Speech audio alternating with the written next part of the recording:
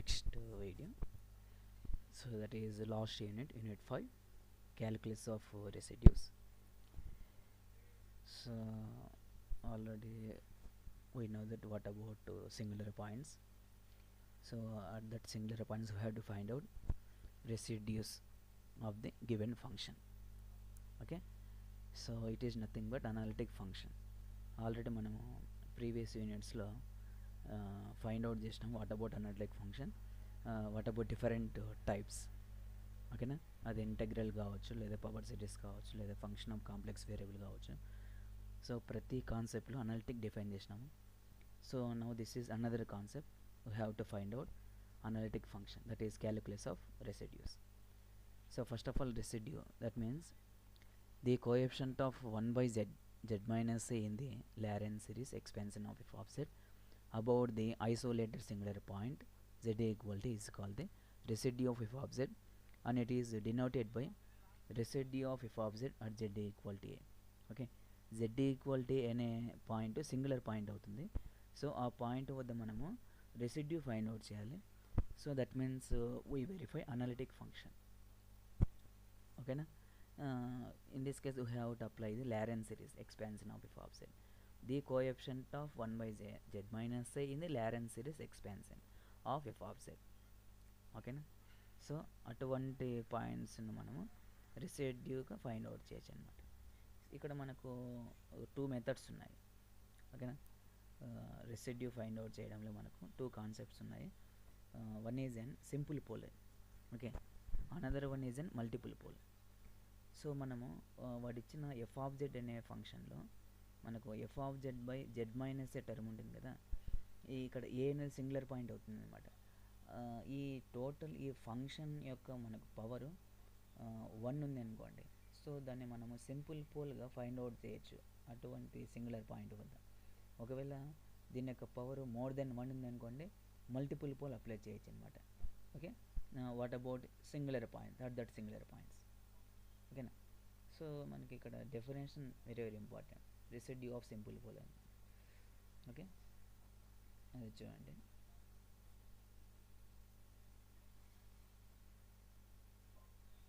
Residue of simple pole ఏమించండి definition మనకు, limit z tends to a f of z into z minus ఏ.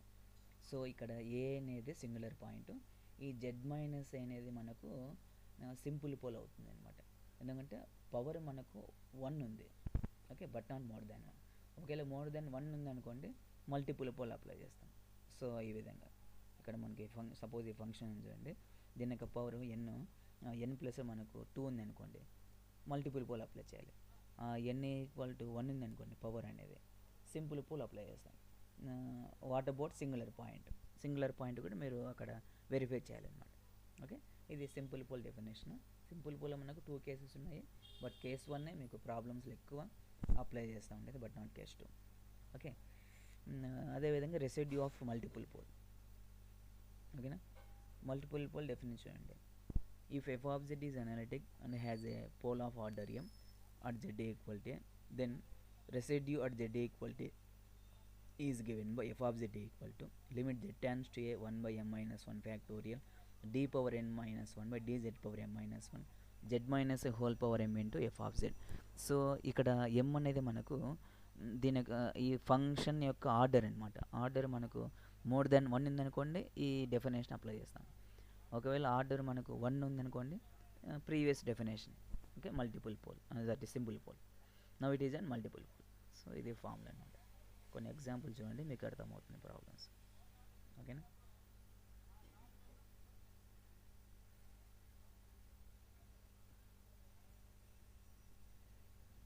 చూడండి. Find the poles and residues of F of Z that equal to 1 by z plus 1 into z plus 3. ఒక function ఇచ్చినాడు మనకు. Okay, ఇక్కడ just poles ఒకటి find out చేయమన్నాడు. ఓకేనా, so ఇవి మీకు 2 మార్క్స్ ఇంపార్టెంట్, లేదా 5 మార్క్స్ క్వశ్చన్స్ కూడా ఇంపార్టెంట్ అనమాట. ఇక్కడ మనకు సింగులర్ పాయింట్స్ ఏమి, ఒకటి z ఈక్వల్ టు -1, ఇంకోటి z equal to -3. Okay, so z equal to -1, z equal to 2 singular points. z -1 తీసుకున్నప్పుడు దీని యొక్క పవర్ ఎంత ఉందమ్మా, 1. z -3 తీసుకున్నప్పుడు దీని యొక్క పవర్ కూడా ఎంత ఉంది, 1 ఉంది. కాబట్టి మనము డెఫినెట్గా సింపుల్ పోల్ అప్లికబుల్ అవుతుంది డెఫినేషన్లో. సపోజ్ z ఈక్వల్ -1 తీసుకోండి, సింపుల్ పోల్ కాబట్టి limit z tends to A z minus ఏంటి f ఆఫ్ z -1 తీసుకున్నప్పుడు మైనస్ మైనస్ ప్లస్ కదా, f ఆఫ్ z తీసుకోండి, అప్పుడు z+1 క్యాన్సిల్ అయిపోతుంది. తర్వాత రిమైనింగ్ ఫంక్షన్కి లిమిట్ అప్లై చేయండి, we get the solution.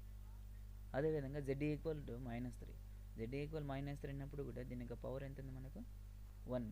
So simple pole, more than 1 ఉంటే మల్టిపుల్ పోల్ అప్లై చేస్తాం. సో ఇది z ఈక్వల్ -3, ఓకేనా, సింపుల్ పోల్. దీని ఆన్సర్ కూడా మనకు -1/2. ఇంకొక ప్రాబ్లం చూడండి, just find the poles of the function z² / z−1 whole square ఇచ్చినాడు, and also find the residue at these poles. Okay, చూడండి ఇక్కడ మనకు 2 సింగులర్ పాయింట్స్ కదా, ఒకటి z ఈక్వల్ టు 1, ఒకటి z equal to. z equal 1 అన్నప్పుడు simple pole, because if the power of the function is an 1. z equal to 2 is an multiple pole, okay, because if the power of the function is an more than 1, okay, that is 2. అంటే ఈ function మనకు order 2 ఉంది, singular పాయింట్కు 2నే, ఓకేనా. చూడండి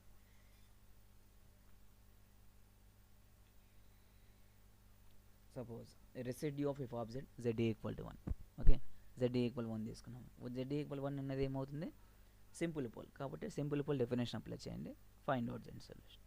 okay, next z equal 2 అనేది multiple pole, ఎందుకంటే దాని యొక్క ఆర్డర్ మనకు 2 ఉంది కాబట్టి m ప్లస్లో 2 రాసుకోండి, ఓకేనా. అప్పుడు 2 రాసినామంటే 2 - 1 1 అయిపోతుంది, అంటే ఫస్ట్ ఆర్డర్ అయిపోతుంది అనమాట. Okay, so that is the solution, z² / z−1. దీన్ని డిఫరెన్షియేటింగ్ చేయండి. తర్వాత మనకి ఇక్కడ సింగులర్ పాయింట్, ఆర్డరు, ఈ ఆర్డర్ రెండు ఒకటే కదా, ఓకే, కాబట్టి మనం మల్టిపుల్ పోల్ అప్లై చేయొచ్చు. దాని సొల్యూషన్ 0 వచ్చింది, ఏదో ఒక వాల్యూ రావాలి, 0 అని కాదు. ఓకే, నెక్స్ట్ అదేవిధంగా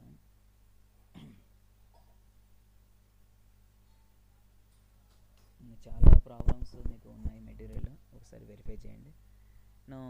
ఇది కూడా చూడండి, ఇక్కడ మనకు 1 సింగులర్ పాయింట్ కదా, బట్ ఫంక్షన్ యొక్క పవర్ ఎంత ఉంది, more than 1. So multiple pole అంటే ఆర్డర్ ఎంత ఉన్నట్టు 3, అంటే m ప్లేస్లో 3 రాసుకుంటాం, ఏ ప్లేస్లో మనం 1 రాసుకుంటాం, ఓకేనా. ఎందుకంటే z ఈక్వల్ 1 అనేది మనకు ఎగ్జిస్ట్ కాదు, సింగులర్ పాయింట్ అవుతుంది, ఓకేనా. సో ఇదంతా క్యాలిక్యులేషన్, అంటే చాలా ప్రాబ్లమ్స్ ఉన్నాయమ్మా. ఓకే, ఇక్కడ చూడండి z⁴ - 1, z+1 z−1 z+i z-i. So మనకు పోల్స్ సింగులర్ పాయింట్స్ ఏమి, z−1 z1 z-i zi. So 4 ఉన్నాయి సింగులర్ పాయింట్స్, అన్ని సింగులర్ పాయింట్స్ మనకు సింపుల్ పోల్, ఎందుకంటే పవర్ 1 ఉంది. సో అట్లా అనమాట. ఓకే, ఇదే నెక్స్ట్ మీకు రెసిడ్యూ థీరం చూడండి, causes residue theorem, very very important. ఈ థీరము ఎప్పుడు అప్లై చేస్తామంటే మనకు ప్రాబ్లమ్స్ వచ్చేసి కాంప్లెక్స్ ఇంటిగ్రేషన్లో ఏ విధంగా ఫైండ్ అవుట్ చేసినామో అదే మోడల్లో రెసిడ్యూ థీరం బేస్ చేసుకుని ప్రాబ్లమ్స్ ఉంటాయి అన్నమాట. ఓకేనా, కాంప్లెక్స్ ఇంటిగ్రేషన్ ఏం చేసినామో, వాడు ఏదైనా ఇంటెగ్రల్ ఫంక్షన్ ఇచ్చినప్పుడు సింగులర్ పాయింట్ డిఫైన్ చేసి ఆ సింగులర్ పాయింట్ వద్ద కరువు, వాడి ఇచ్చిన కరువు ఇన్సైడా అవుట్ సైడా లేదా ఆన్ ది కరువు వెరిఫై చేసినాము. ఒకవేళ ఇన్సైడ్ లేదా ఆన్ ది కరువు అనుకోండి, కాంప్లెక్స్ ఇంటిగ్రేషన్ లేదా జనరలైజేషన్ అప్లై చేసినాము. ఒకవేళ అవుట్ సైడ్ అనుకోండి, ఇంటెగ్రల్ థీరం అప్లై చేసినాము. అదేవిధంగా రెసిడ్యూస్ అంతే. ఈ రెసిడ్యూ థీరం మనము స్టేట్మెంట్ ఎప్పుడు అప్లై చేస్తామంటే, వాడు ఇట్లా ఇప్పుడు మనం ఇప్పుడు ఇందాక చెప్పినాం కదా, అట్లా సపరేట్గా పోల్స్ అడిగితే ఓకే, అట్లా కాకుండా ఒక ఇంటెగ్రల్ ఫంక్షన్ ఒక కర్వ్ ఇచ్చేసి ఎవాల్యుయేట్ చేయమంటాడు. ఓకే, కాంప్లెక్స్ ఇంటిగ్రేషన్లో ప్రాబ్లమ్స్ ఏ విధంగా ఉంటాయో అదే మోడల్లో ఉంటాయి. అటువంటి మోడల్ ప్రాబ్లమ్స్ మనం రెసిడ్యూ థీరం స్టేట్మెంట్ ఎట్లా అప్లై చేస్తామంటే, same first what about singular point verify చేసుకుంటాము. తర్వాత ఆ singular points inside out side లేదా ఆన్ ది కర్వ్ వెరిఫై చేసుకోవాలి. ఓకే, ఒకవేళ ఇన్సైడ్ లేదా ఆన్ ది కర్వ్ అనుకోండి, ఏ సింగులర్ పాయింట్స్ తీసుకున్నామో మనకు సాటిస్ఫై ఉంటాయి కదా, ఇన్సైడ్ లేదా ఆన్ ది కర్వ్. ఓకే, అటువంటి సింగులర్ పాయింట్స్ ఫైండ్ అవుట్ చేయాలి, సింపుల్ పోల్ మల్టిపుల్ పోల్ అని చెప్పేసి. ఓకే, ఇందాక చేసినాము what is simple pole, what is multiple pole. Okay, so అట్లా వెరిఫై చేసిన తర్వాత రెసిడ్యూ థీరం అప్లై చేసుకుంటాం అనమాట. వాట్ అబౌట్ రెసిడ్యూ థీరం అని చెప్పేసి. Okay, so theorem statement apply చేస్తాము. ఓకేనా, దాని ద్వారా ఫైండ్ అవుట్ చేసుకోవచ్చు అనమాట.